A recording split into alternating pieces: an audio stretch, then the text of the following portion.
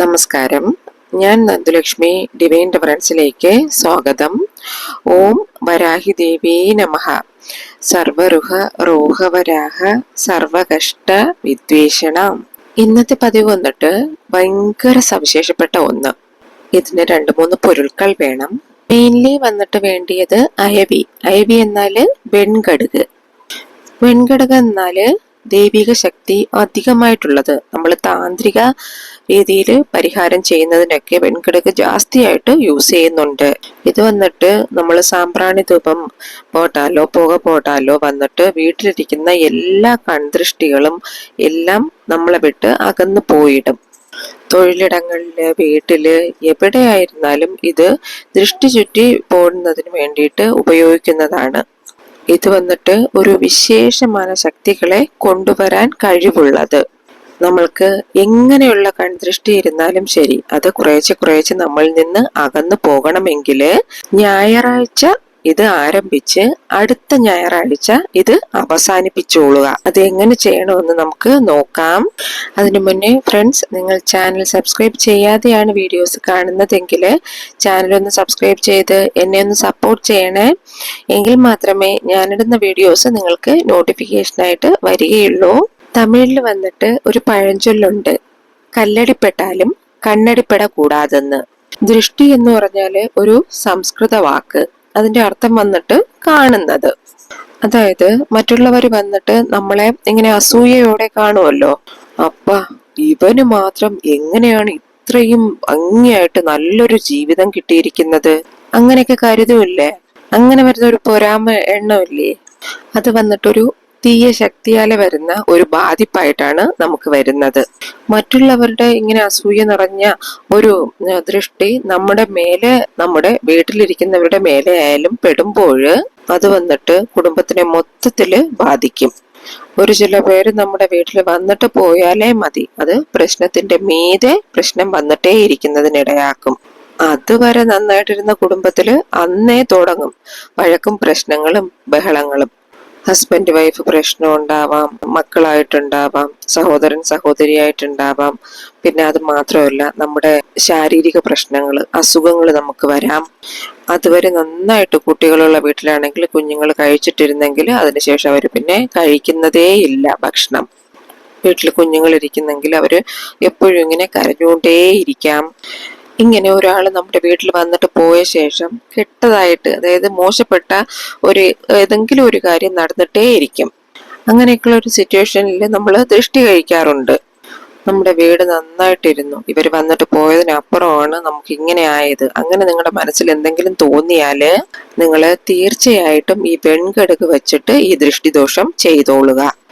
ഒരാൾ വന്നിട്ട് അവരുടെ മനസ്സിൽ അവര് നന്നായിരിക്കുന്നല്ലോ, അങ്ങനെ നനച്ചാലേ പോതും അത് വന്നിട്ട് ദൃഷ്ടിയായിട്ട് നമ്മുടെ മേലെ പതിക്കുന്നതാണ്. കാരണം നല്ല മനോഭാവത്തോടു കൂടി നിറയെ പേര് നമ്മളെ നോക്കി കാണുന്നില്ല. അടുത്ത സ്വന്തക്കാരായിട്ടും ഇരിക്കാം, ബ്ലഡ് റിലേഷനിലുള്ളവരായിട്ടും ഇരിക്കാം, സുഹൃത്തുക്കളായിരിക്കാം. അവരുടെ മനസ്സിലും തോന്നും, നന്നായിട്ടിരിക്കുന്നല്ലോ, എങ്ങനെയാണ് ഇങ്ങനെ ഒരു ജീവിതം, അല്ല ഒരു ജോലി ആയാലും ശരി, കയ്യിൽ പൈസ ആയാലും ശരി, അവരങ്ങനെ മനസ്സിൽ കരുതിയാൽ മതി, അത് നമുക്ക് ഒരു ദൃഷ്ടിദോഷമായിട്ട് തന്നെ വന്ന് ഭവിക്കും. ഇങ്ങനെ ആരെങ്കിലും മനസ്സിൽ കരുതിയാലും മതി, അപ്പൊ ഒന്ന് മാറ്റി ഇപ്പൊ പണപ്രശ്നമായാലും ശരി, ആരോഗ്യ പ്രശ്നമായാലും ശരി വന്നിട്ടേ ഇരിക്കും. അതാണ് ഒരു കല്യാണം നടക്കുന്ന ഇടത്തില്, അല്ലെങ്കിൽ ഒരു സീമന്തം മാത്രമല്ല, ഒരു കാതുകുത്തുന്ന ഇടത്തില് ഒരു 100-200 പേര് വരുന്ന ഇടത്തില് വന്നിട്ട് ഒരു 5-6 പേര് ഇങ്ങനത്തെ മെന്റാലിറ്റിയിൽ ഇരുന്നാൽ കൂടെ അത് നമുക്ക് നന്നായിട്ട് ബാധിക്കും. അതിനാലെയാണ് ഈ ദാരിദ്ര്യമെല്ലാം സ്വത്തി വീതിയിൽ വന്ന് ഒഴിക്കുമില്ലേ. അത് മാത്രമല്ല, പൂസണിക്ക വന്നിട്ട് വീതിയിൽ ഉടയ്ക്കുന്ന വളക്കമൊക്കെ ഇരിക്കില്ലേ, അതിൽ വന്നിട്ട് മിക മുഖ്യമായ ഒന്ന് എന്താച്ചാല് അത് വെൺകടുക്. എന്നാല് ഈ വെൺകടുക് എന്താന്ന് കൂടെ ഒരുപാട് പേർക്ക് അറിയില്ല. കഴിഞ്ഞ ദിവസം ഒരു വീഡിയോ ഇട്ടിരുന്നതില് വെൺകടുക് എന്താന്ന് ചോദിച്ചിട്ട് ഒരുപാട് പേര് വന്നിരുന്നു.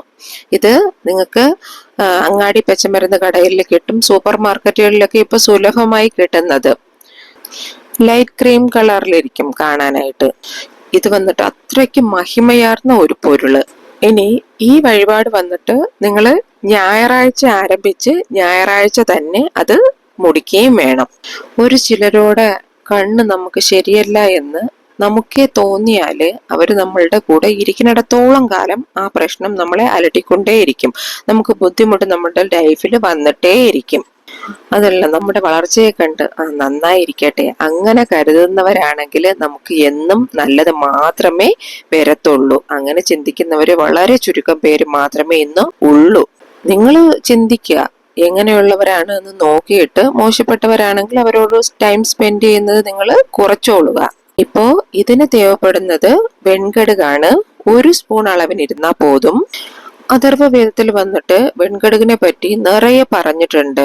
ദൃഷ്ടി ശുദ്ധിപ്പോടത്തൊക്കെ മട്ടുമില്ല, വീട്ടിലിരിക്കുന്ന എന്ത് കെട്ട ശക്തിയെ ആയാലും തുരത്തി ഓടിക്കുന്നതിന്.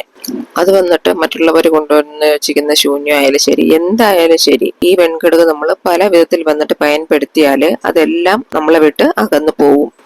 ഇത് ചെയ്താൽ നമ്മുടെ വീട്ടിലിരിക്കുന്ന നെഗറ്റീവ് എനർജി എല്ലാം ഫുള്ളായിട്ട് പോയിട്ട് പോസിറ്റീവ് വൈബ് വന്നു ചേരും.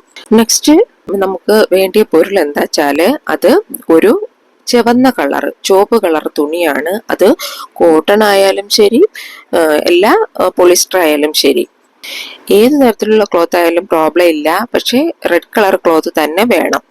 ഇതിൽ വന്നിട്ട് ഈ ചുവപ്പ് തുണിയിൽ 1 ടീസ്പൂൺ അളവിന് വെൺകടുക് വെച്ചോളുക. ദെൻ നെക്സ്റ്റ് പൊരുൾ എന്താ വെച്ചാല് അത് വന്നിട്ട് കല്ലുപ്പാണ്. ദൃഷ്ടി കഴിപ്പതിന് ഏറ്റവും മിക മുഖ്യമായ മറ്റൊരു പൊരുളാണ് കല്ലുപ്പ്. പഴയ കാലത്തിലിരുന്നേ യൂസ് ചെയ്ത് വരുന്നത്. അതിനാലാണ് ഈ കല്ലുപ്പ് തല സുത്തിയിട്ട് തണ്ണിയിൽ കരച്ച് സിങ്കിൽ ഊത്താനൊക്കെ പറയുന്നത് കേട്ടിട്ടില്ലേ? കുളിക്കുന്ന വെള്ളത്തിൽ കുറച്ച് കല്ലുപ്പ് ഇട്ടിട്ട് കുളിച്ചാലൊക്കെ ഫ്രഷ് ആവാനും നമ്മളിലിരിക്കുന്ന എന്തെങ്കിലും നെഗറ്റിവിറ്റി ഉണ്ടെങ്കിൽ അത് മാഞ്ഞു പോകാനും ഒക്കെ ഭയങ്കര യൂസ്ഫുൾ ആയത്. കല്ലുപ്പ് വന്നിട്ട് മിക ശക്തിയാർന്നതിനാലാണ് ഇതെല്ലാം അതിനു വേണ്ടിയിട്ട് பயன்படுത്തുന്നത്. കല്ലുപ്പും അതുമാതിരി 1 ടീസ്പൂൺ അളവിനിരുന്നാൽ പോതും. ദെൻ നമുക്ക് വേണ്ടത് 3 മുളവാണ്. മുളവ് വന്നിട്ട് കാമ്പോടെ തന്നെ ഇരിക്കണം കേട്ടോ. ദൃഷ്ടി ചുറ്റി പോടുന്നതിനും വീട്ടിലിരിക്കുന്ന ഈ എതിർമറാട്ടലെല്ലാം പോകുന്നതിനും ഈ മുളവും ഒരു പ്രധാന പങ്കാണ് വഹിക്കുന്നത്. അതിനാലാണ് ഈ നിലവാസലിലെല്ലാം മുളവിനെ കെട്ടിവെക്കുന്നതൊക്കെ നിങ്ങൾ കണ്ടിട്ടില്ലേ? മാത്രമല്ല സുത്തി പോടുന്നതിനും നമ്മൾ മുളക് യൂസ് ചെയ്യുന്നുണ്ടല്ലോ. ഇപ്പൊ വന്നിട്ട് നിങ്ങൾ ഈ 3 പൊരുൾക്കളും ഈ ചുവന്ന തുണിയിൽ വെച്ചല്ലോ. എന്നിട്ട് ഇത് നന്നായിട്ട് ഒരു കിഴിയായിട്ട് കെട്ടുക.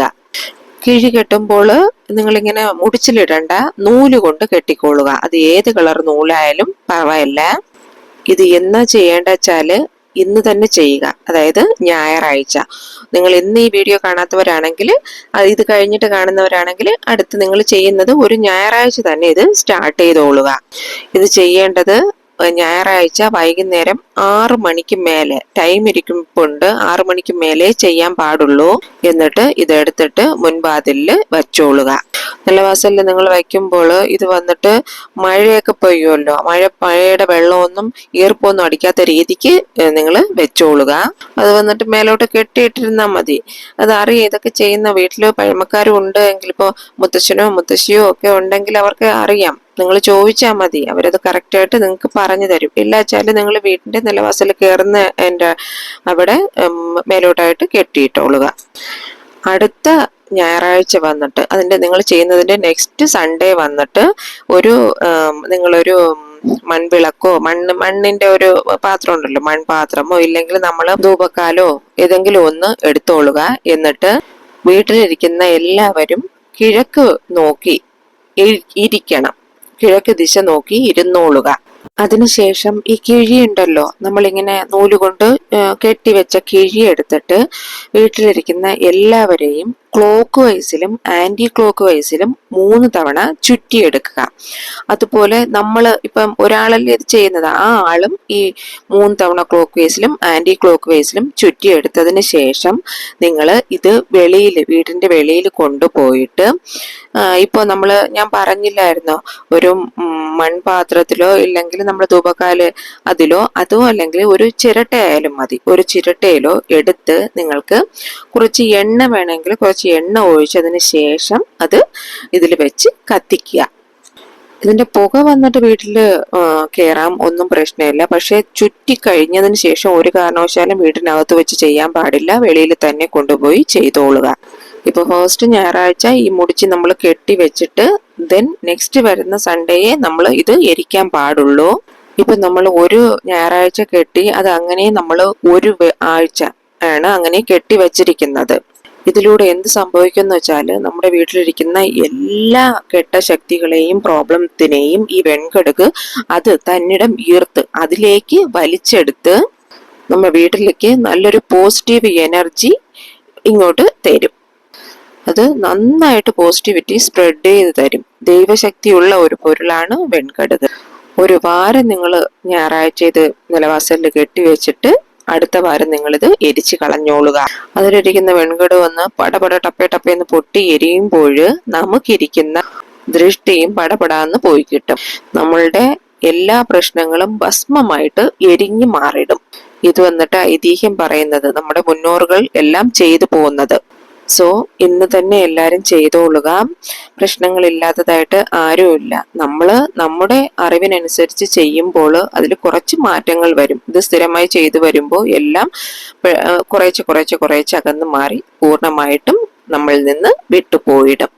അപ്പോൾ എന്തെങ്കിലും ഡൗട്ട് ഉണ്ടെങ്കിൽ കമന്റ് ചെയ്ത് ചോദിച്ചോളുക. ഇന്നത്തെ വീഡിയോ നിങ്ങൾക്ക് ഇഷ്ടപ്പെട്ടെന്ന് കരുതുന്നു. പതിവ് പിടിച്ചിരുന്നാൽ ഒരു ലൈക്ക് തരിക. മാത്രമല്ല നിങ്ങളുടെ ഫ്രണ്ട്സിനും റിലേറ്റീവ്സിനും നിങ്ങൾ അറിയുന്ന ഗ്രൂപ്പ്സുകളിലേക്കും ഒന്ന് ഷെയർ ചെയ്ത് കൊടുക്കണേ. ഇനിയൊരു ന്യൂ വീഡിയോയുമായി വരുന്നത് വരേക്കും നന്ദി, നമസ്കാരം.